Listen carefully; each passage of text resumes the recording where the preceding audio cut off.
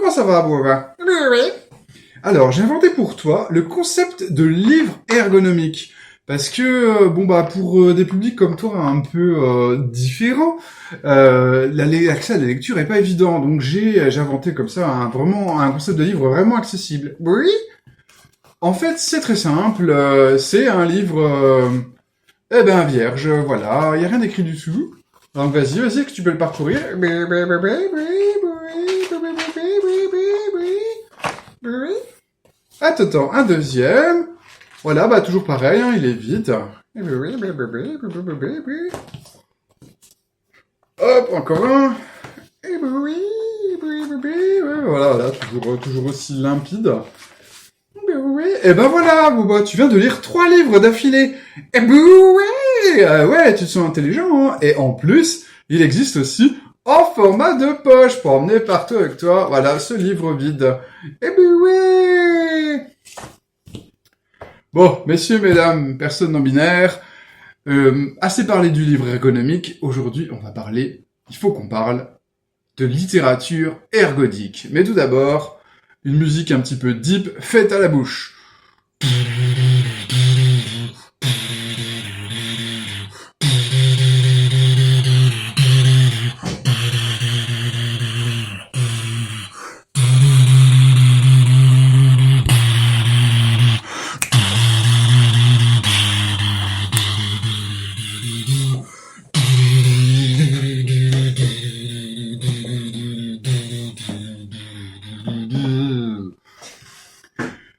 La littérature ergodique, ça mange quoi en hiver?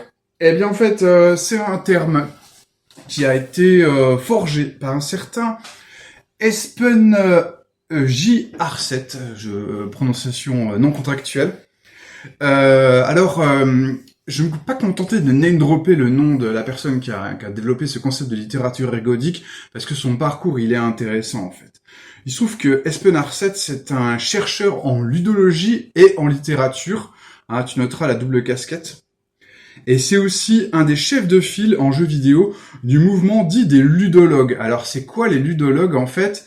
Eh bien, c'est des concepteurs de jeux vidéo qui partent du principe que l'histoire d'un jeu vidéo, elle doit se raconter avant tout par le gameplay, non pas par des narrations, par des cinématiques. C'est avant tout le gameplay qui raconte une histoire, quoi. Et donc voilà. Je trouve très très intéressant que ce soit lui qui ait également fondé le concept de littérature ergodique, parce que vous allez voir que la littérature ergodique, elle est intrinsèquement liée aussi à la notion de jeu. Donc, qu'est-ce que c'est que la littérature ergodique? Ergo, ça veut dire action, effort. En fait, c'est une littérature qui va requérir un effort ou une action non triviale de la part du lectorat. Alors, je vais commencer par j'ai quasiment la pierre de Rosette de la littérature ergodique. Il s'agit de la Maison des Feuilles de Danielewski. Voilà, je viens juste de le recevoir. Donc, on a un livre qui a l'air assez bizarre, très très bizarre, hein, avec une mise en forme très chelou, avec des points de vue différents, des notes de bas de page qui vont parfois jusqu'à envahir littéralement toute la page. Voilà, des jeux sur les polices d'écriture, il y a plein de points de vue qui s'entremêlent. Il y a aussi ça, on va le retrouver. Je vais te le montrer tout de suite parce que ça me semble quand même une constante. C'est qu'on va avoir un petit peu de jeu avec des images, quoi. Donc il y a un petit peu d'images. Il y a aussi, je trouve, un index. Voilà, un index. Ça me semble très très représentatif de la littérature ergodique également. Hein, voilà, par exemple, il y a 4 pages qui parlent d'ampoules. Ça doit être important hein, parce que c'est référencé dans l'index.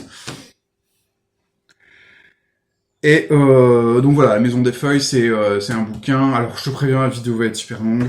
Enfin, tu verras bien parce que moi j'ai pas fini d'enregistrer la vidéo, mais toi qui me regardes dans le futur, tu sais par avance combien de temps il dure. Bon bref. La Maison des Feuilles, c'est l'histoire de gens qui découvrent en fait un passage secret dans leur maison qui conduit vers une faille dimensionnelle et que potentiellement il y a un espace intérieur à la maison qui est sinon infini, en tout cas beaucoup trop grand pour respecter les lois de la physique. Et ils explorent ça et tout. Et le bouquin, bah, c'est un peu leur témoignage, des témoignages de personnes qui ont exploré la maison, des rapports scientifiques, tout ça, machin. Donc c'est... en fait, t'as une histoire de maison fantôme, en fait, de maison hantée, quelque part, mais qui est explorée d'une façon très très particulière, puisque du coup, on a plein de points de vue qui se mélangent. Donc, on peut considérer que si tu veux que la littérature égodique, ce serait une littérature... Attends, ce serait un peu une littérature de l'hermétisme, hein, donc quelque chose où le sens va un petit peu se dérober, nécessite un travail pour être mis au jour. Après, je pense pas qu'il faille s'inspirer, par exemple, de l'hermétisme, de l'alchimie ou de la sorcellerie. Enfin, on peut en reprendre l'esthétique, on peut en reprendre les codes, mais pas les raisons, parce que si l'alchimiste et la sorcellerie, en fait, sont hermétiques, c'est pour ce que j'estime être de mauvaises raisons, c'est-à-dire que bah, essentiellement, c'était des textes qui véhiculaient des croyances fausses, c'était des raisonnements qui étaient totalement en roue libre, sans nécessité de démonstration, ou de logique ou de cohérence. Euh, Cet hermétisme était aussi dans le but, je pense, d'échapper à certaines persécutions, d'échapper à certains regards.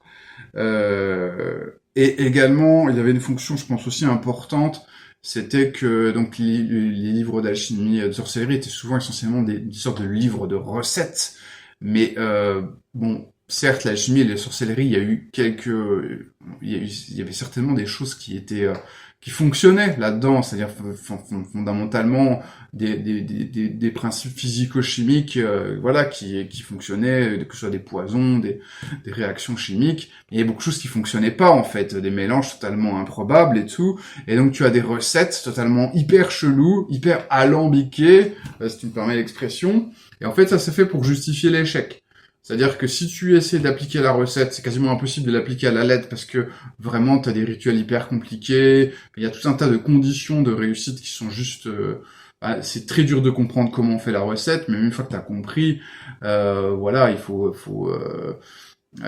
c'est hyper dur, voilà, enfin, tu as des ingrédients qui n'existent pas, ou alors il faut faire ça vraiment minute de Walpurgis entre minuit 1 et minuit 2, enfin ainsi de suite. Et ça, c'est fait pour justifier en fait l'échec, c'est-à-dire que si t'arrives pas à appliquer la recette, c'est pas parce que la recette est mauvaise, c'est que toi t'es mauvais, c'est que t'as pas bien appliqué, quoi. Bon, tu m'as compris, c'est pas cet hermétisme-là qu'on veut qu'on veut imiter, c'est plutôt l'hermétisme d'un jeu d'enquête.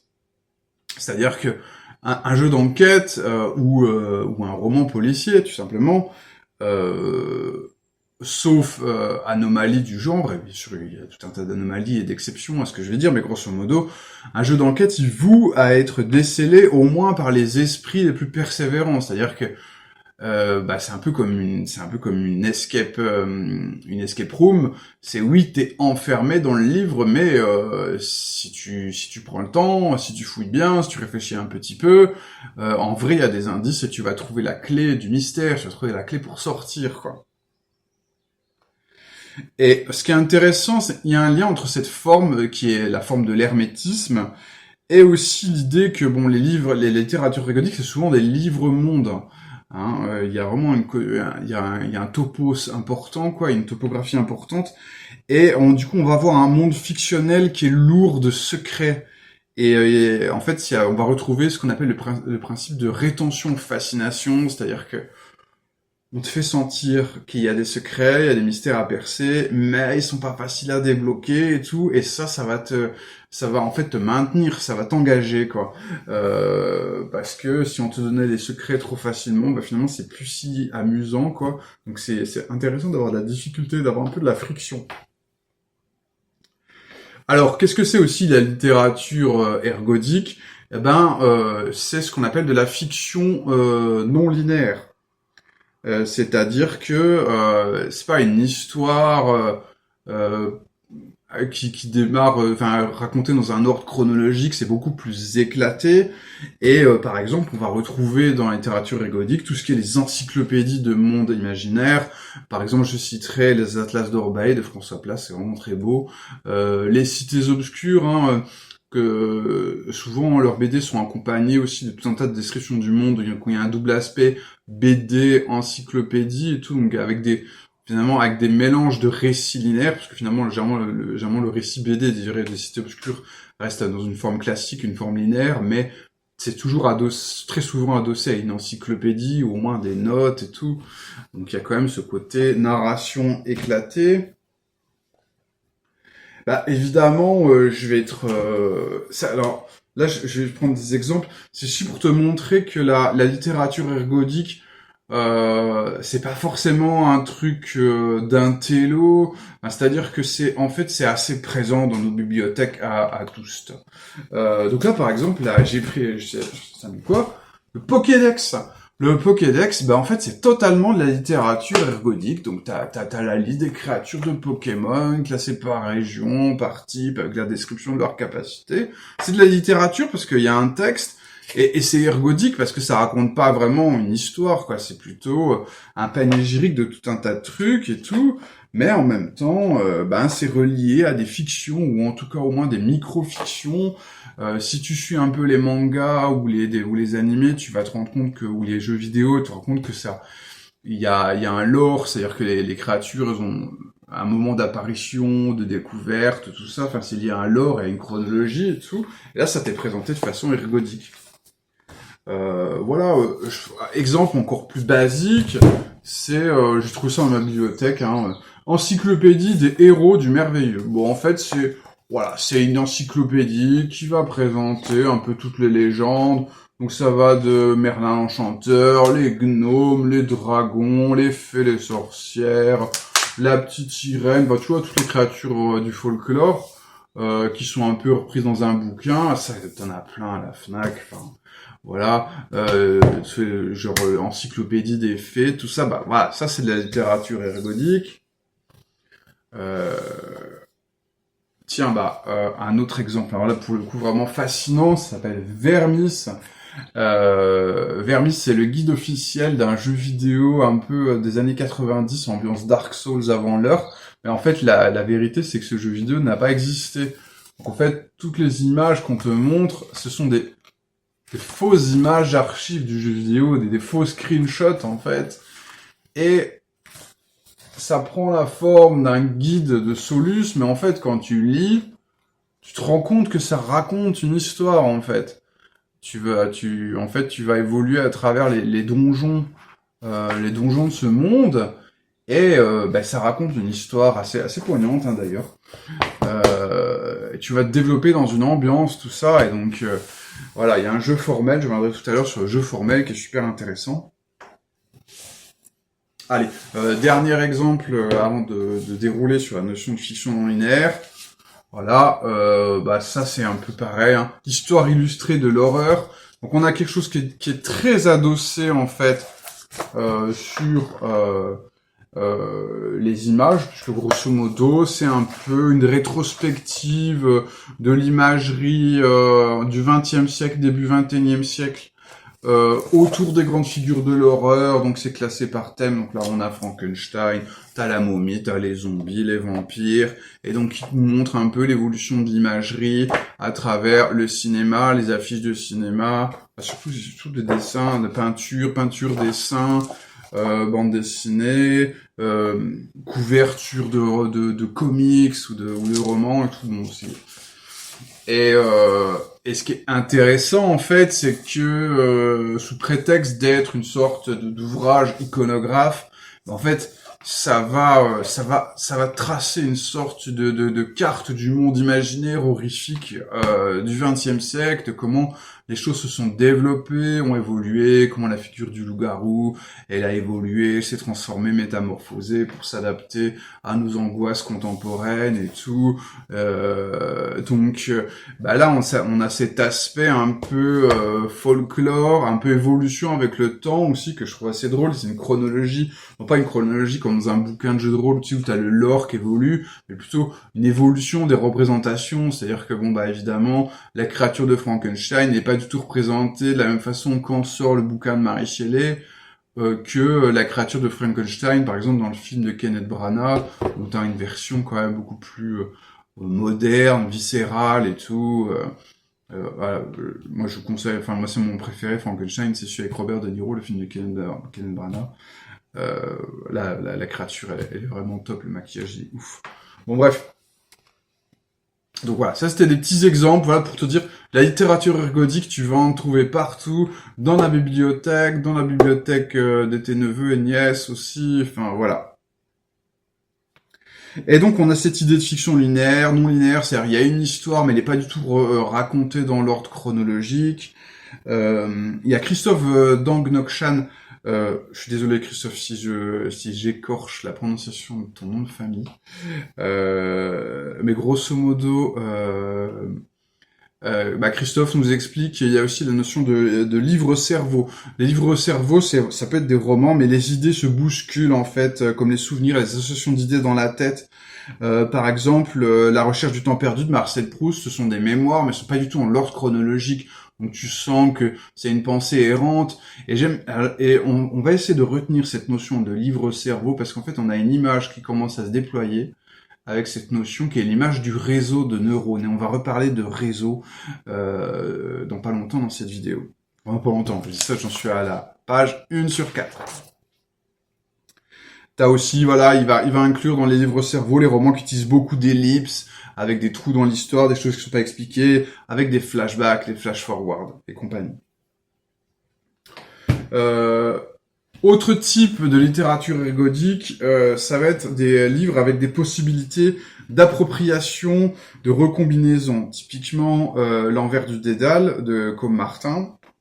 C'est un roman, en fait, t'as des feuillets avec des espèces de chemins de couleurs, et en fait, tu peux assembler les feuillets un peu comme tu veux. L'important, c'est que les chemins de couleurs se rejoignent, mais il y a vraiment beaucoup de combinatoires différentes, et ça va raconter une histoire différente. Il y a une espèce de prodige d'écriture qui fait que ça raconte toujours quelque chose de cohérent et tout.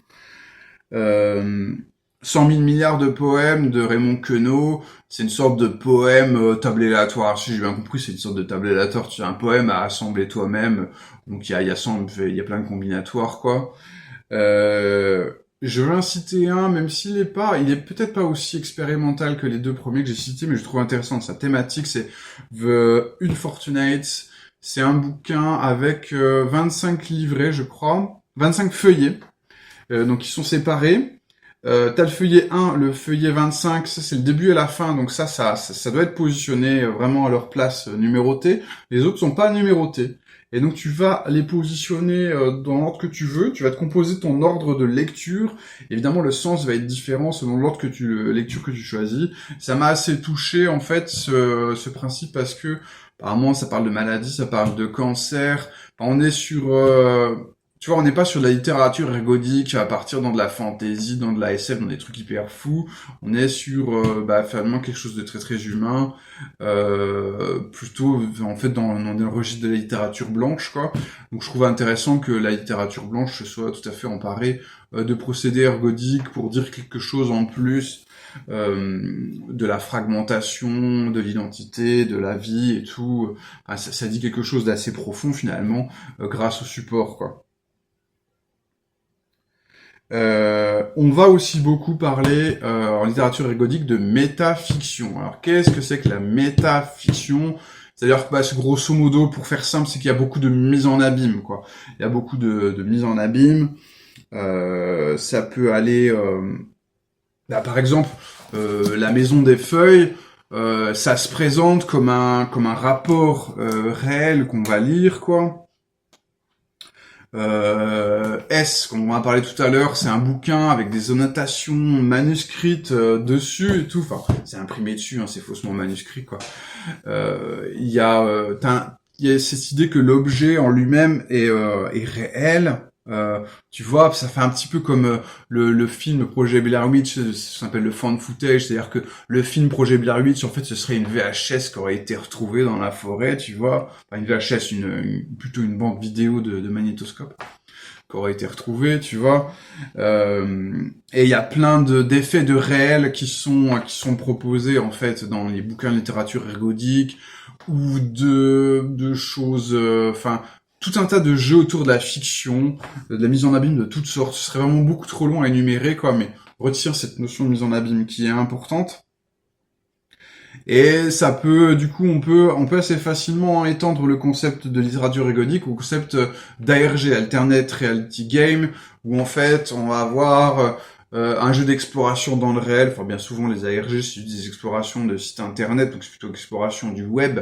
Mais bon, tu peux aussi avoir des ARG dans des villes ou dans des lieux et tout, hein, avec je sais pas quoi, des QR codes à scanner pour trouver des indices ou des petits indices partout, tu vois. Enfin, quelque chose d'un petit un peu pervasif, un peu ancré comme ça dans le réel pour te donner. Et en fait, ça peut aller il y a des ARG qui comme ça vont jusqu'à la limite du canular, quoi. C'est-à-dire que tu vas on avait voulu le faire d'ailleurs à un moment j'avais fait le GN, la ZAD des Tréfonds. Alors on n'a pas osé le faire, mais on voulait envoyer des faux flyers, tu vois, genre t'es invité au festival la ZAD des Tréfonds, c'était un vrai festival, un vrai lieu et tout, alors qu'en fait c'était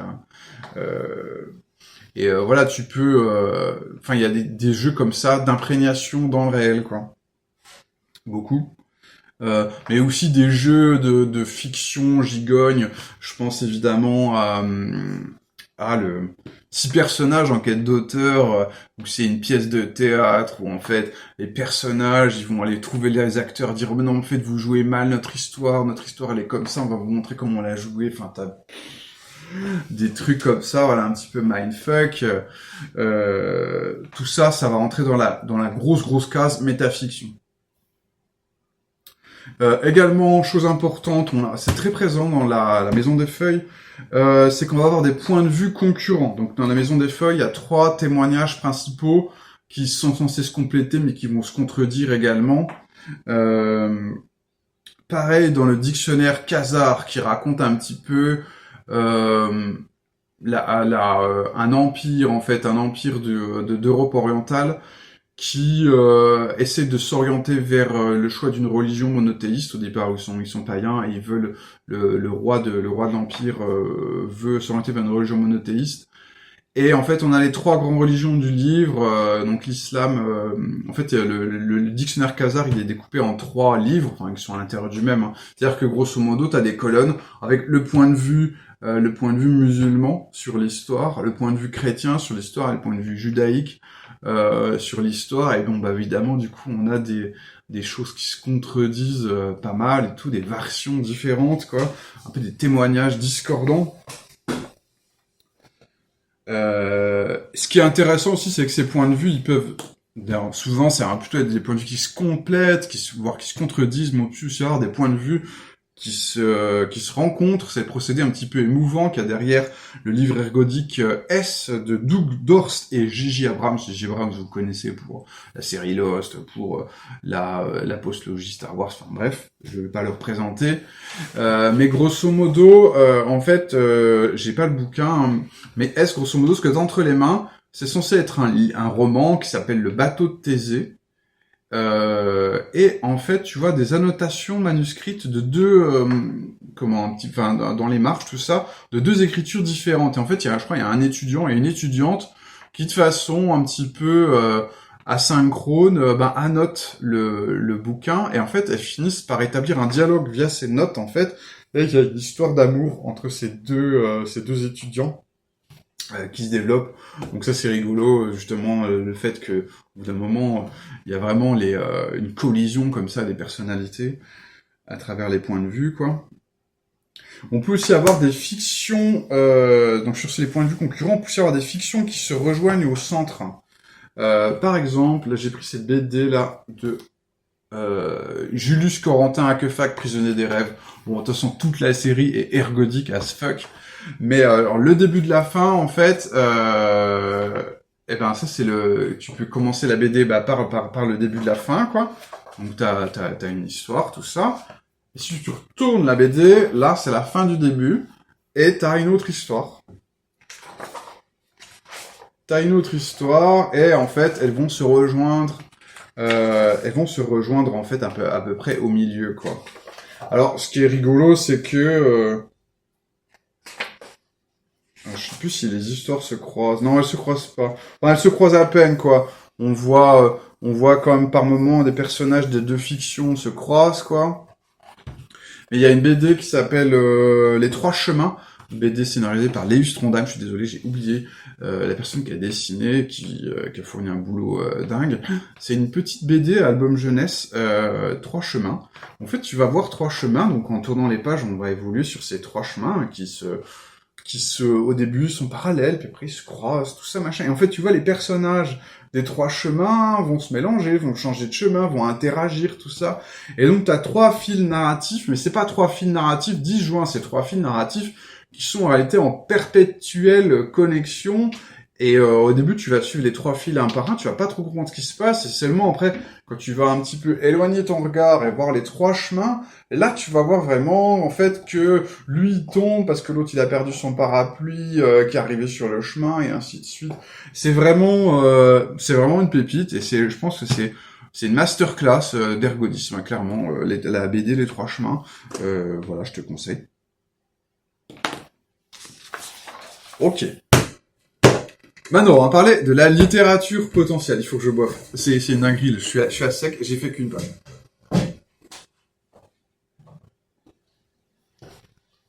Bon, ce qu'on se promet, c'est que j'arrête à 45 minutes. Si au bout de 45 minutes, j'ai pas fini, eh ben, je ferai une deuxième vidéo parce qu'il faut pas déconner non plus. La littérature potentielle, ça vient de ce qu'on appelle l'Oulipo, voire des littératures potentielles. Donc c'est une scène d'écrivains francophones du XXe siècle qui sont caractérisés par leur exercice de style, leur volonté un peu de proposer ces gens voilà, écrit un bouquin sans la lettre E, enfin que des trucs comme ça quoi. Fait des listes, leur volonté de proposer aussi beaucoup des histoires en germe, quoi. Ça leur intéresse pas d'avoir un fil narratif unique et tout. C'est plutôt des petits kaléidoscopes d'histoires, quoi. Et je retiens le terme littérature potentielle, parce qu'on dit souvent Oulipo, mais c'est le terme littérature potentielle qui m'intéresse beaucoup, parce que moi, forcément, ça m'envoie un article que je trouve très important de Frédéric Sintès qui s'appelle « Le jeu de rôle et potentialité », où Frédéric Sintès explique que ce qui fait la spécificité du jeu de rôle, c'est ce truc-là que l'histoire, elle est pas écrite en avance, elle est potentialité, chaque scène peut éclore dans tout un tas de directions différentes en fonction des choix, des initiatives des joueurs et tout. Et donc, quelque part, bien sûr, l'Oulipo, c'est pas du jeu de rôle du tout, mais il y a ce côté potentialité, histoire en germe, c'est vraiment le truc qu'ils ont en commun, quoi. Dans les écoles littéraires assignées de près ou de loin à l'Oulipo, donc on va retenir Italo Calvino, l'italien, c'est pas vraiment un oulipien, mais bon, c'est un peu la même époque, c'est quand même un peu les mêmes vibes aussi. Et donc il va faire deux bouquins très importants. Le premier, c'est Le Château des Destins Croisés. Donc là, on est vraiment sur littérature ludique, parce que grosso modo, il va utiliser un tarot de Marseille. Il va faire comme ça des tirages de tarot de Marseille, et ça va lui écrire son histoire, quoi, grosso modo. Donc tu suis une histoire inspirée d'un tirage de tarot de Marseille. Donc c'est assez drôle. Bon, après, à part le fait qu'on voit, c'est pas le plus ergodique de ses bouquins, parce qu'on voit juste comment il s'est inspiré pour faire son truc. Donc on voit qu'il y a l'exercice de style. Mais je retiendrai aussi Si par une nuit d'hiver un voyageur, où là on a cette notion de récit enchâssé, c'est-à-dire que il y a un personnage qui va raconter une histoire, et à l'intérieur de cette histoire, il y a un autre personnage qui va raconter une autre histoire, ainsi de suite, on a des récits gigognes. Donc là, on est vraiment, pour le coup, dans la métafiction et tout. Et sinon, masterclass ergodique de l'Oulipo, c'est La vie mode d'emploi de Georges Perec. Enfin voilà, si tu t'intéresses à la littérature ergodique, je pense que t'es obligé à un moment de te farcir La vie mode d'emploi. La vie mode d'emploi, en fait, il va décrire, tu vois sur ma droite, il va décrire un immeuble. Donc imagine qu'un immeuble, c'est des cases, en fait. Chaque pièce de l'immeuble est une case, quoi.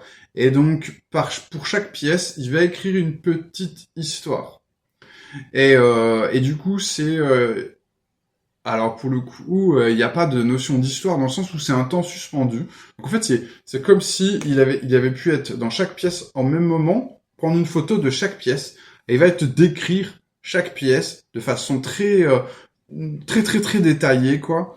Là, on va retenir une figure de style de la littérature ergodique qu'on va retrouver assez souvent, qui s'appelle l'hypotypose. L'hypotypose, c'est le fait de décrire les choses de façon très débilement précise, en fait, hein, pour créer en fait tout simplement un effet d'immersion. On va en reparler de l'immersion, mais c'est une valeur importante de la littérature ergodique. La littérature ergodique cherche beaucoup moins à te raconter une histoire que à t'immerger en fait dans une ambiance, dans une atmosphère, dans une expérience, quoi. Donc c'est vraiment ce que tente de faire la vie mode d'emploi. Bon, je vais pas m'étendre plus parce que je vais en reparler un petit peu tout à l'heure, la vie mode d'emploi. Autre point, il y a ce qu'on appelle l'intertextualité dans la littérature ergodique. Alors bon, c'est un spectre, hein, la littérature ergodique, c'est que je fais plein de paramètres. Et évidemment, généralement, les bouquins classés littérature ergodique, ils vont faire un peu leur course dans les paramètres que je t'ai cités et vont pas forcément mobiliser tous les paramètres, quoi. C'est plutôt, ils ont ce point-là, ils ont ce point-là et ce point-là, quoi. Ils ont vraiment toutes les caractéristiques que je suis en train de citer, quoi. Moi, j'essaie juste d'être exhaustif. L'intertextualité, c'est le fait, eh bien, que le livre va faire référence à d'autres livres, à d'autres éléments culturels du même auteur ou d'autres auteurs. Il peut aussi y avoir de l'hypertextualité dans le sens où il y a des communications à l'intérieur du livre. Ça, on va y revenir, mais c'est vraiment très important. C'est-à-dire que il y a des renvois de pages, du coup qui vont te forcer à naviguer dans le livre de façon non linéaire si tu suis ces renvois en tout cas. Comment il s'appelle là, le Espen Arset là pour comme plus ou moins synonyme de la littérature ergodique, il va employer le terme de cybertexte. Alors ça c'est plutôt pour parler, on va dire, des jeux vidéo ergodiques, donc que ce soit genre un point and click par exemple. Je pense que le point and click c'est vraiment l'image de ce que Espen Arset pourrait définir de cybertexte, ou même les multi-user dungeons et tout, enfin les donjons en jeu vidéo, tout ça, voilà, c'est qualifié de cybertexte. C'est-à-dire que si tu analyses un peu un cybertexte, qu'est-ce que c'est? En gros, c'est un livre dont vous êtes le héros, mais disposé sous forme de jeu vidéo, donc avec une ergonomie différente d'un livre dont vous êtes le héros, mais fondamentalement c'est une structure arborescente où tu vas cliquer sur des endroits, ça va t'amener à d'autres endroits, et ainsi de suite. Tu vas faire des inférences, des combinaisons. Et donc Umberto Eco, pour citer, voilà, juste pour faire son mandat de la culture, parle justement dans la découverte de livres un petit peu ergodiques de promenades inférentielles, c'est-à-dire que voilà, on va se balader dans un livre, ça fait référence à d'autres livres et tout, il parle d'aller chercher une sorte de butin intertextuel. Bon voilà, enfin grosso modo, c'est du jargon de sapiosexuel, je vais pas trop m'étendre là-dessus, hein. Mais voilà, bon, du coup, on peut dire que voilà, il y a un côté, des fois, très sapiosexuel dans la littérature ergodique, puisque c'est des livres-mondes, et ben il y a cette idée de faire preuve d'une certaine érudition, et de renvoyer vers plein d'autres aspects culturels et tout, de faire à nouveau de la métafiction, du genre, je sais pas moi, si je vais écrire un bouquin ergodique avec tout le lien, je vais dire oui, mais en fait, Homère déjà dans l'Odyssée, quand il décrit Charybde et Scylla, en fait, en réalité, il nous décrit Cthulhu, tu vois, et puis ainsi de suite. Je vais faire des références à diverses la baleine qui a avalé Saint-Brandant, ben c'est pareil, en fait, c'est Cthulhu, tu vois, tout est Cthulhu. Et tu vois, en fait, je vais prendre un corpus d'œuvres culturelles, d'autres fictions, en fait, en réalité, et puis je vais les ramener à ma propre fiction, tu vois. C'est un peu ça aussi, l'intertextualité. Tac. Hop. Il y a aussi la notion de fiction interactive. Alors c'est pas un nécessaire de la littérature ergodique. Quelque part à la Maison des Feuilles que j'ai écrit comme étant une espèce de pierre de rosette de la littérature ergodique n'est pas une fiction interactive, hein, clairement. Il n'y a pas de, c'est-à-dire que tu ne fais pas la fiction interactive. En fait, c'est quand tu vas faire des choix à la place du personnage, quoi. et donc en fonction de tes choix narratifs, eh bien tu vas pas lire les mêmes paragraphes. Hein. Littéralement, bon, ce qu'on comprend le plus efficacement comme étant de la fiction interactive, ce sont les livres-jeux, quoi. Donc, livre dont vous êtes le héros, alors c'est une marque, hein, livre dont vous êtes le héros. Pour ça, je préfère dire livre-jeu ou livre-aventure, quoi. Voilà, donc ça c'est typiquement de la fiction interactive, mais également, bah, si on prend le jeu de rôle solo, tu vas te lire un bon Thousand Year Old Vampire, et ben c'est totalement une fiction interactive, et également, bah,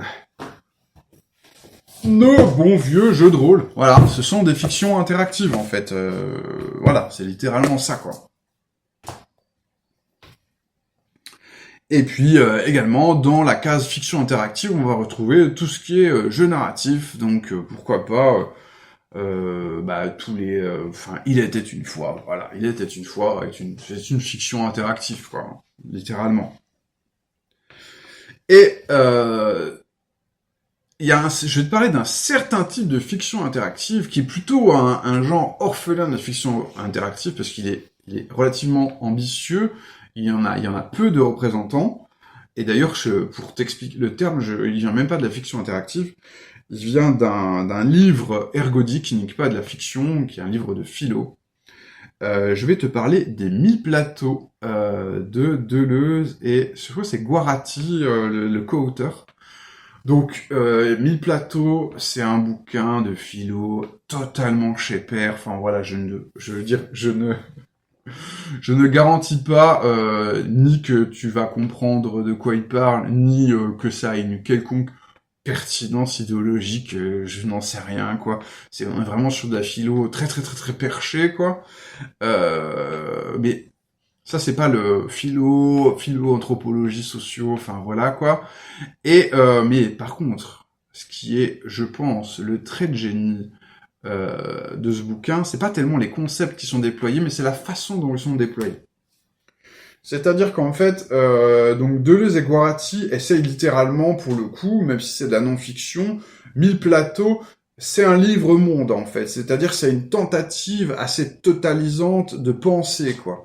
Donc ça va pas être un livre de philo qui va décortiquer un concept, vraiment plein de concepts entrelacés. Enfin, pour le coup, il y en a 13 dans le bouquin. Il n'y a pas 1000 plateaux, il y a 13 plateaux. Bon, bref, il y a 13 concepts entrelacés qui, ensemble, essayent, en fait, de produire littéralement une explication du monde contemporain, quoi. Donc, c'est très, très ambitieux dans sa portée idéologique. Et ce qui est intéressant, en fait, c'est que ils présentent pas leurs concepts comme étant forcément quelque chose de cohérent, quelque chose qui se place au même niveau dans l'évolution des idées, tu vois. C'est-à-dire qu'eux, ils vont s'inspirer de la biologie, de ce qu'on appelle les arbres phylogénétiques, et en fait, en théorie de l'évolution, on estime que l'évolution des espèces, c'est en rhizome. Tu sais, après, toi, quand tu as étudié l'évolution des espèces, tu te figures, j'imagine un peu comme moi, un arbre généalogique, tu vois, avec un ancêtre commun, et puis après ça part dans différentes branches, quoi. Donc t'as l'impression qu'il y a juste un tronc et des branches. Genre voilà, t'as la bactérie là, puis ça va donner l'orang-outan, ça va donner le hérisson, ça va donner le poisson, l'insecte. Mais en fait, aujourd'hui, on pense quand même plutôt que l'évolution c'est en rhizome, c'est-à-dire que t'as des espèces quand même qui vont s'intercroiser, tu vois. Et donc il y a un peu des fusions, des hybridations qui vont repartir dans une direction. Donc en fait, imaginez que l'évolution c'est plutôt vraiment comme un arbre, c'est-à-dire un arbre avec ses branches, mais aussi avec ses racines, avec des origines souterraines qui sont diverses, qui vont se mélanger, qui vont s'hybrider, s'interfertiliser, pour repartir ensuite dans des directions, mais à tout moment, certaines branches peuvent se fusionner entre elles, redonner quelque chose et tout. Et donc voilà, on a cette approche en fait de l'arbre. C'est plus vraiment une arborescence, parce que l'arborescence, bah tu vois, si tu prends un lit dont vous êtes les héros, C'est vraiment une arborescence de type arbre sans racines. T'as le tronc, clairement, le livre d'11 de l'héros, ça démarre à paragraphe d'introduction. T'as le tronc, et puis ça part éventuellement dans différentes directions. Bon, après, souvent en se rejoignant, hein, on parle de livres... je te mettrai la vidéo de Christophe Dang, parce qu'il y a des livres dont vous êtes le héros qui sont divergents, ça buissonne dans toutes les directions, avec plein de fins possibles, et les livres dont vous êtes le héros, plutôt finalement la forme la plus aboutie, c'est des livres convergents, c'est-à-dire qu'en fait, il y a quand même beaucoup d'arbres narratifs, de branches narratives qui vont se refusionner entre elles, et pour avoir seulement 3 ou 4 fins différentes, et non pas 40 fins différentes, quoi. Ce qui crée une impression d'histoire persistante, et aussi de choix qui ont du sens, en fait, parce que si à chaque fois que tu fais un choix, en fait, ça mène vers un nouvel embranchement qui a autant de valeur que les autres embranchements, que t'as 40 fins différentes, 40 histoires qui se valent, tu peux estimer que ça n'a pas trop d'importance, pas trop d'intérêt de le faire. C'est pour ça que les défis fantastiques, notamment, ils vont partir vers très vite vers une fiction convergente, donc à l'inverse de choisis ta propre aventure, qui était sur cette idée de 40 embranchements différents, quoi. Et donc, la fiction rhizome, voilà, c'est ça, c'est-à-dire on va s'inspirer 2000 Plateau, qui s'inspire lui-même de la phylogénétique, avec du coup des histoires qui ont plusieurs points de départ, qui peuvent rebuissonner, se recroiser. On est vraiment sur un fouillis. Moi j'appelle ça une constellation.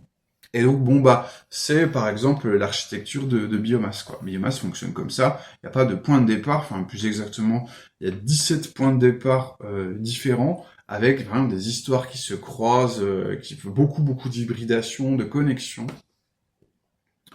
Et même presque, pour le coup, dans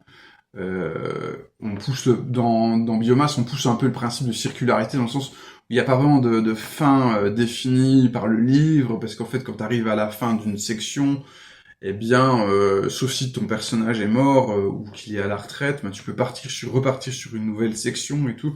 On est plutôt vraiment sur des promenades sans fin, sur une errance, une divagation, quoi. Donc voilà, c'était important de te parler de la fiction interactive, et avec pour moi sa forme la plus évoluée, la plus ergodique, qui est donc le rhizome, quoi. Pour écrire en fait ces arborescences, donc on a un petit peu la brique de base qui est le paragraphe, et je pense que pour rendre ça vraiment bien, eh bien, il faudrait revenir à la notion de naramiette. Le naramiette, en gros, c'est quand tu joues à Monopoly, tu pioches une carte, c'est mis, vous avez gagné le premier concours de beauté, et du coup gagné 2000 €. Bon, voilà, c'est super. Moi, je remercie le jury. Oui, bon, alors j'ai été élu par un lapin crétin, donc je sais pas ce que vaut mon cours prix de beauté.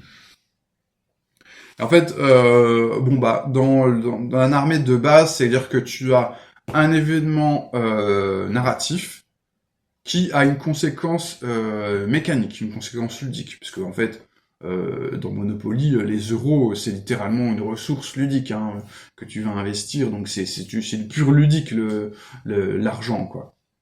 Eh bien, après, si on fait une fiction interactive qui n'est pas qui n'a pas de mécanique ludique, dans Défis Fantastiques, t'as des points de vie, t'as tout un tas de ressources ludiques, mais dans par exemple Choisis ta propre aventure, il y a pas de mémoire, il y a pas de mécanique, c'est vraiment de la pure histoire, mais tu peux quand même t'inspirer des naramiettes, dans le sens où ça veut dire quoi? Ça veut dire que chaque nouveau prompt, chaque nouveau paragraphe, il va apporter un nouvel élément d'histoire, mais chaque nouvel élément d'histoire, il a des conséquences pérennes, quoi.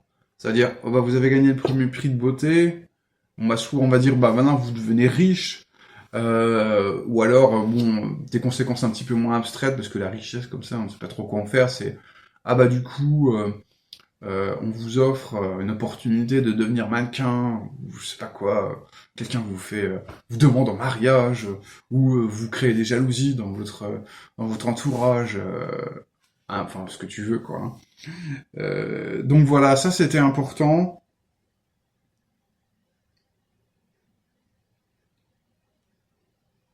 En fait, il y a cette notion que la fiction doit être ludique, ça me semble vraiment être une notion au cœur de la littérature ergodique, même des trucs finalement assez éloignés des autres héros, tels que la Maison des Feuilles, ou je sais pas quoi, 100 000 milliards de poèmes, ou les calligrammes là, des Guillaume Apollinaire, qui est souvent cité en exemple.